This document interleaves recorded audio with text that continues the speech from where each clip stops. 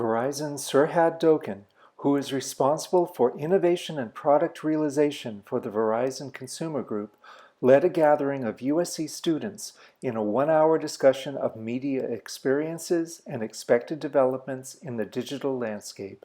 Here are 9 minutes of highlights from the session. I am a product innovation student at the Ivy Young Academy, and so the school really emphasizes and celebrates combining technology and design and business and engineering and multiple different spheres to create more well-rounded students and people in the workforce later on, especially in the next few years coming. There's going to be a major shift, just like there was in 2007 with the iPhone. I'm really excited for the different types of user interfaces that will be created based on the applications of augmented reality, whether it's Google Map type of navigation based user interfaces being created, or more directory and information based experiences. But I do think, some general concepts that are incorporated into designing mobile apps can still be carried over into designing AR-based experiences. My background is actually very much in like UI UX design. I've worked at entertainment company and Microsoft. Currently, how like VR AR is designed is very much like related to game design, and it doesn't necessarily rhyme well with current like UI framework in terms of like app software design. So there's like a gap in opportunity between VR AR. Actually, my first question before we even get to that is my specific interests are in user design and user interaction and with people with disabilities. I know lots of people who, for example, have visual processing issues, who have migraine triggers, color blindness.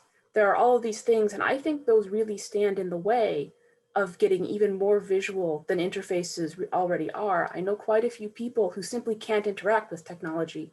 It would be fascinating if we could get some kind of textural feedback or even more vibration feedback, because I think that's such an important part of human interaction, that if we're going to start moving more to AR and VR, we really need to figure out how to replicate that. Yeah, so I'm in undergrad in computer science and game design.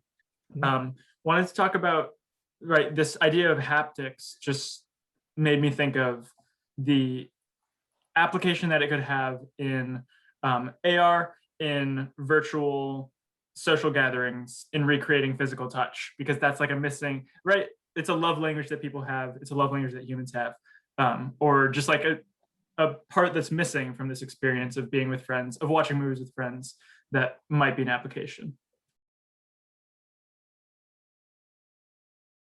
Considering how related it is between like good VR and extremely fast network connection and 5G, I was wondering if Verizon has a plan to sort of expand the 5G network by a certain time in the US. So we have the strategy to deploy millimeter wave ultra wideband 5G in urban areas, say LA downtown, New York City, Chicago, etc. And then more of the suburbs with midband, and the rural areas with the nationwide. Meaning in the rural area, you're probably not going to get a gigabit per second. But in downtown LA, you're definitely going to get that. So you need 5G for untethered headsets, whether it's a VR headset or a smart glass, because at the end of the day, these devices you're basically wearing a computer on your face. It needs to be very efficient in terms of transmitting the content, as well as it needs to be very light. It should look like this. If everything is done on the cloud, my phone or my PC or my smart glass is almost like a supercomputer, because it has access to everything, all processing power, all storage. Obviously, you're going to need a 5G connection so you can access that as fast as possible. Just a personal anecdote, I don't use TikTok very often. I maybe go on like once every couple weeks, but I have 2 accounts. One that's more like social and fun, and so my algorithm is tailored towards more like silly and witty and like comedics. And then I have another one where I follow people that give advice about the stock market and entrepreneurship and starting small businesses. And I found this works really well because I'm able to get, find the types of content in those two respective worlds that I like, but they're completely separate from one another. For that reason, like I have like 2 Twitter accounts. Like one is more professional. It works towards like it has like more programming tips and stuff, right? Another one is like more fun, just pretty much like similar to what Azine said. I actually find that useful because like if I'm struggling with like a programming problem, I can drop into one Twitter account and see if like anyone else is facing it. Whereas like when I'm in my off time, I can look at the other one. Elijah, are both of your accounts under your real name? No, only one of my accounts is under my real name because that's the only one I want employers to find. So there's kind of two opposing trends, I guess. The content companies like Google and Amazon and Twitter, they want you to have one account so they can get to know you, but users actually usually want multiple accounts so they can have ones tailored for their interests. You're kind of bundled into the people who think like you, who talk like you, have same ideas, and you're kind of forced into this group written. People might actually consciously try to reverse the being recommended about all the stuff they already like. Like they would kind of go out there to see people that say different things from you. I actually think it's useful that it doesn't necessarily throw things at you. Okay, serendipity box currently, because I think companies prioritize engagement, not a huge priority.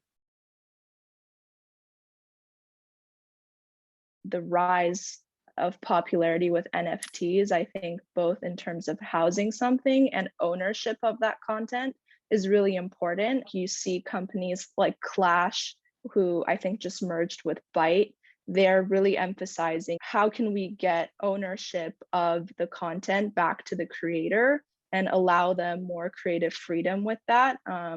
If you're going to adopt a lifestyle of creating content for a living, how can you make sure that you're able to financially reap the benefits of your content and not get taken advantage of? And I think we will see companies emerging trying to, take advantage of that and not only be geared towards the audiences that are looking to find content, but also towards the creators that want to make content, but also capitalize on what they're creating. Yeah, there's going to be a huge legal mess.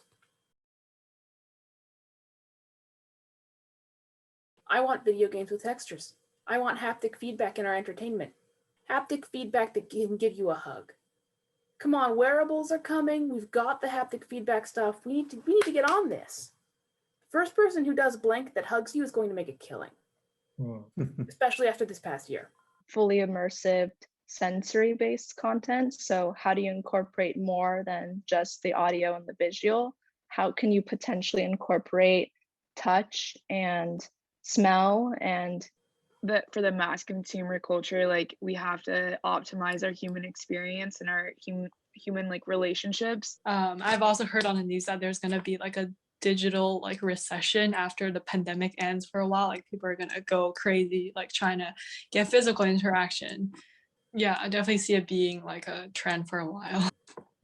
Awesome. Enjoyed the hour. Thanks so much.